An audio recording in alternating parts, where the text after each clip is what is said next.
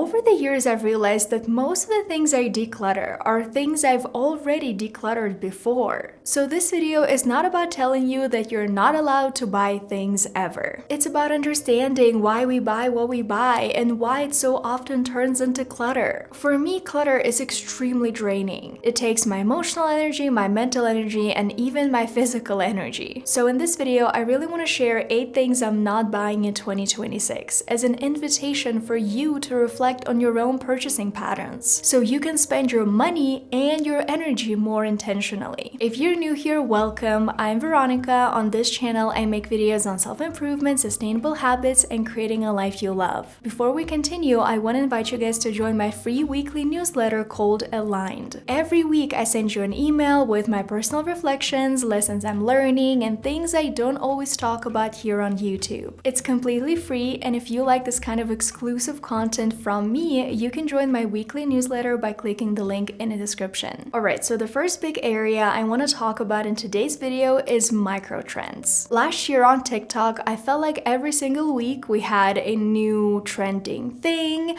a new core, a new aesthetic. And the thing that I don't like about all of this the most is that people start saying, TikTok made me buy this, or I blacked out and bought this. For me, if I start noticing that I say all of these things, it means that I have to use social media less. I don't want to go and buy things just because social media made me buy it. I want to go and make purchases more intentionally. Obviously, a big trend we had in 2025 is Labubus, plushies, blind boxes. I don't own a Labubu, a plushie, or a blind box is just not for me. Any kind of microtrend that you feel like is not truly for you, it's okay if you don't join it. Like, I can watch those videos and understand what a Labubu is, but I don't need to buy it. It's just not my personal style. Like, I don't put anything on my bags. With every single microtrend, what I like to do instead is I like to ask myself, is there anything about it that I truly like? Does it even fit into my life? And honestly, usually people say to find your personal style, you need to shop and shop and shop and shop. But what helps me personally is actually decluttering. Because when I declutter my closet, when I go over my shoes, my makeup, like all of those things, I can notice the things that I use all the time, the clothing items that are always in the wash because I use them so often, and the clothing items that I literally forgot about because I don't really like them, they're not comfy, they're not my style. The key to remember here is that usually a closet full of latest trends just becomes next year's clutter. And it's understandable because trendy things come and go. But the problem here is that your money goes with all of those trendy things as well. The only somewhat trendy thing I have in my closet is a fur coat, and obviously it's fake fur. But still, I have this not because it's trendy, but because wearing fur coats is a big part of my Slavic culture. Like, I literally grew up with all of this. So for me, it's like an essential part of my closet. So with every single trend, it's so important to ask yourself if you are actually going to use it for many, many years to come. Okay, the next big area I want to talk about is lifestyle must-haves. Those are the things that kinda signal who you want to be seen as. I think in 2025, a very big trend that we noticed is water bottles. Stanley and then Owala, like buying a lot of water bottles became a lifestyle. It kind of became a part of who you were,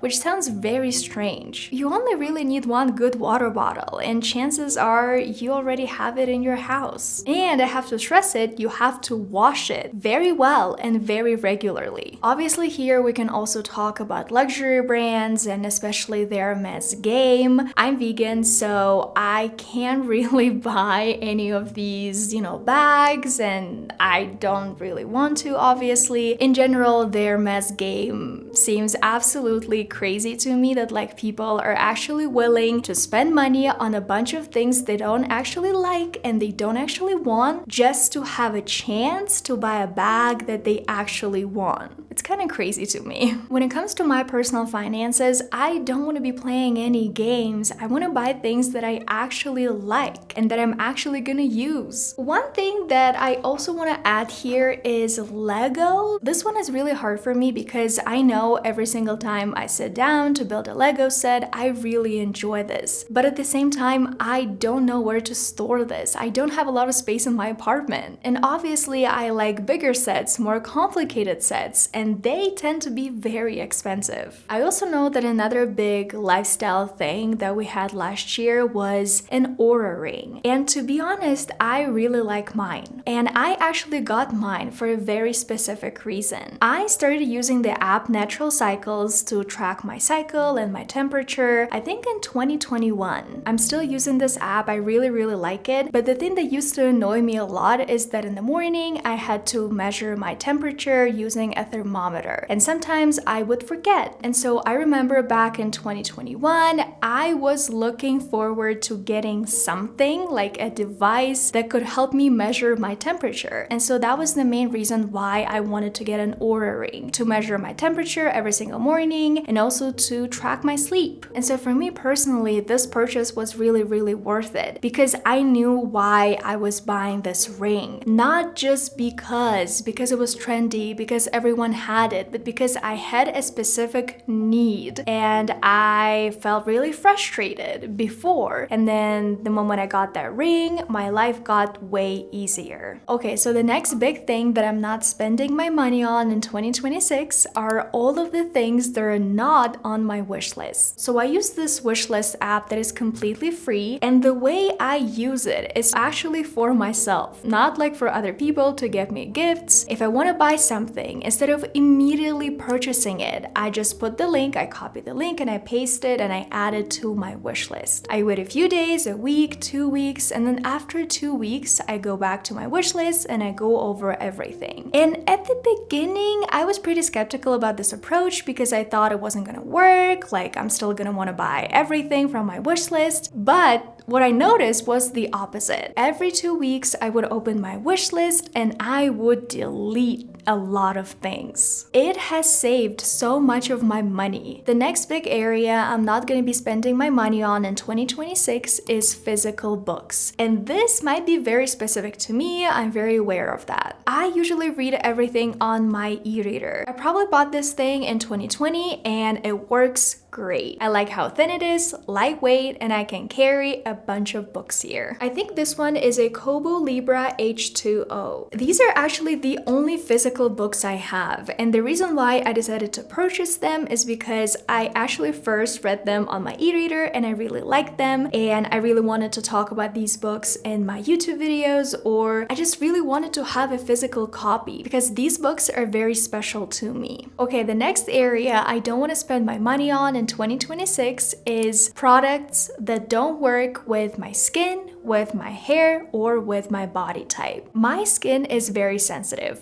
on my face, on my body, and so I break out very easily. Now I have a very simple skincare routine that I created with a dermatologist because I was so tired of, buying things and trying things and then breaking out and then realizing that I just wasted so much money. And every single time I want to buy a new product, I have to think about it, but then I also have to check it to see if it has any pore clogging ingredients or if it's acne safe. Also, when it comes to my hair, for example, a very simple routine usually works best because my hair is naturally really fine. And if I start to buy a bunch of products and have like a 15-step hair care routine, most likely all of these products are gonna weigh down my hair. So I'm gonna finish my routine and then my hair is gonna look greasy and like I haven't actually washed it. What I realized is that taking care of your skin and of your hair is not really about buying into perfection, because we really want to buy new products because we want to have this perfect hair or this perfect glowy skin. But we're all so different, and it's okay if sometimes our hair is a mess, if we have a bad hair day, or if my skin is not perfect all the time and today I break out. It's fine, it happens to all of us. Also here, I want to add that I'm not a person who is gonna use those gua shas, I'm not sure how to pronounce that, or like all those rollers, like ice rollers and things like that. I know that I'm just not that person. Like, I don't have time for a 20-step skincare routine. I want something that's simple and that works. Honestly, when it comes to puffiness, what works best for me is not drinking alcohol, making sure that I drink a lot of water, making sure that I don't eat a lot of salty foods, especially right before going to bed. And also, if I feel like it, I can just go and get a face massage like once a month.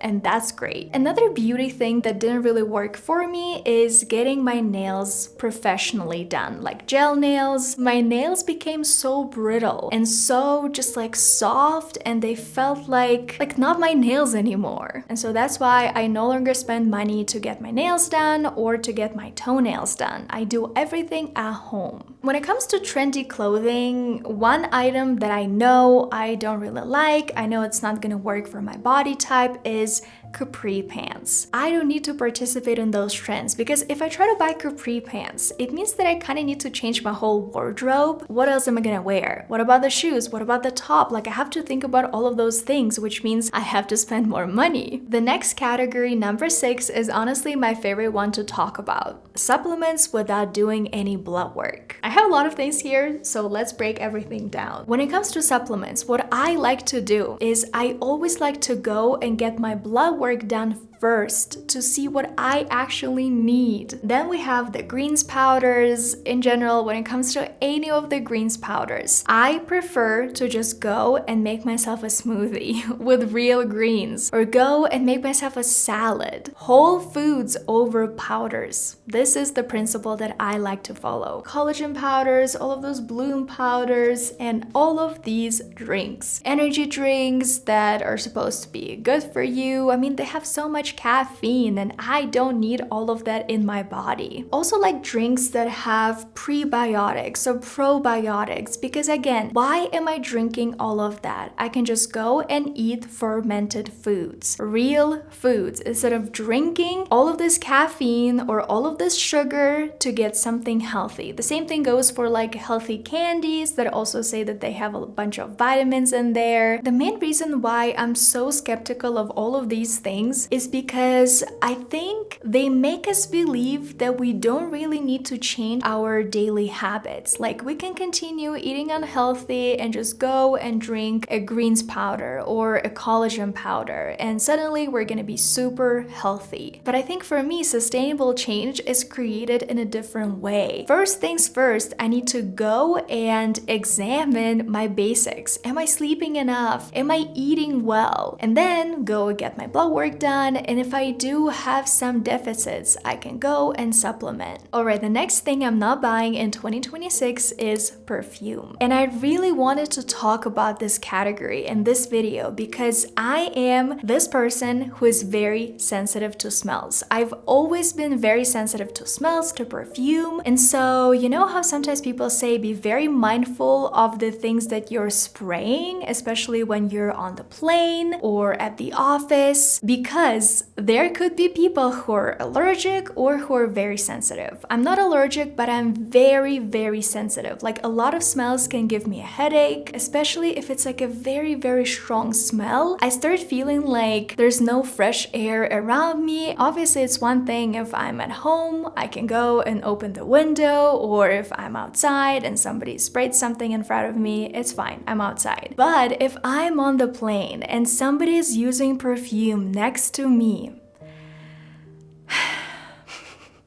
I don't like it at all. Please guys, don't do it. So because I'm so sensitive to smells, the same thing could be applied to lotions. That is also something that I'm not buying in 2026. Scented lotions, hand creams, and stuff like that. All of the lotions and hand creams I have are usually unscented. I just buy big tubs of my favorite lotion and I'm all set. If you guys are wondering what I actually use if I want the house to smell good or if I want to smell good, usually I use essential oils. These are my current favorite ones that I use almost every single day. The spice orange one is so good for around the house. And in general, I really like essential oils because they create this kind of routine for me. Like when I go to sleep, I can use this one, tight sleep or unwind, something like that. And it just prepares my nervous system that right now we're gonna go and sleep. Okay, and finally, last thing I'm not spending my money on in 2026 is advent calendars. I have never purchased an advent calendar ever before because I kind of always knew that I don't want to have all of those surprises when it comes to skincare and my makeup. And by watching all of the reviews of advent calendars, a lot of them have minis that are actually usually free, or shades and colors, or like makeup products that are not even good,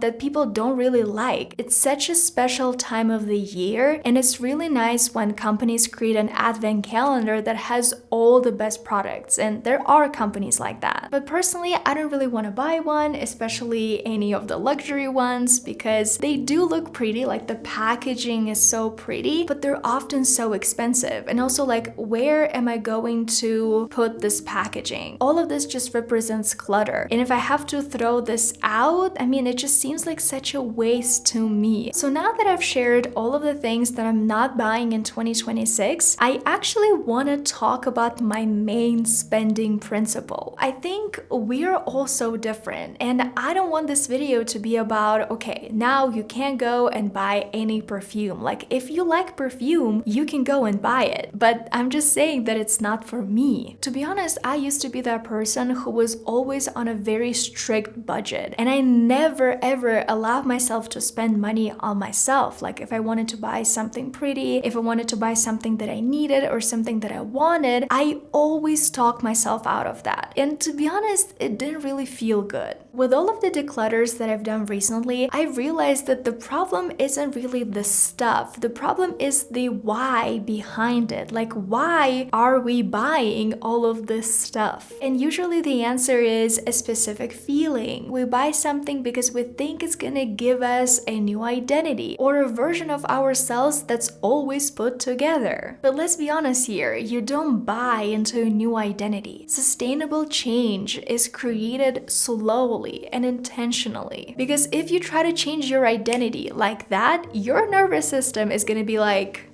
wait a second. No. So I'm making this video to help you make choices that support your energy, your life, and your wallet. I want you to be more selective with things that you buy so that you can avoid decision fatigue. One of the physical books that I have that I really liked is this one by Sahil Bloom, The 5 Types of Wealth. And I really like how in this book, the author always talks about spending intentionally. He says that he likes to be aggressively frugal with things that don't truly matter, so that he can be generously intentional with spending money on things that actually do matter. So money turns into this support tool to buy things that you actually value. And money stops being something to hoard or something to waste on autopilot. This is something that I really like, making sure that I have the maximum alignment between how I spend my money and my values. This approach really clicked for me because there's so many categories that I can be extremely frugal with. But there are other areas where I want to spend money, like education or my health or my yoga classes, the courses I'm taking. All of those things are actually a part of my values. Those things matter deeply to me, and when I spend money on them, I don't feel guilt. I feel aligned. What I'm realizing now is that most clutter isn't caused by loving things too much. It's caused by buying things we don't actually care about, hoping